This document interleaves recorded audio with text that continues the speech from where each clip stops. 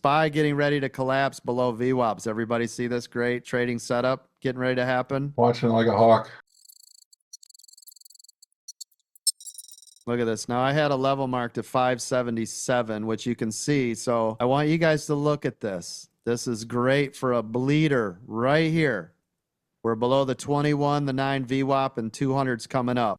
That'll be every major indicator. This is going to, if this breaks here, we're going to get a nice pull down to this 576.50-ish range. You guys see this? Be patient. Wait for this move, though. VWAP's everything. This could bounce off VWAP and go run and make new highs, so we don't touch it yet, right, gang? Now, when in doubt, straddle. That'd be now. Well, coach, when? Now. Why? Because if we straddle here, you already know if we break up here, you can kill that put. You already know if you break down here, you can kill the call. And if that's the case, right, while it's making this decision, this is right, you'll make no money in here, but as soon as it breaks this way, profit. As soon as it breaks this way, profit. Make sense?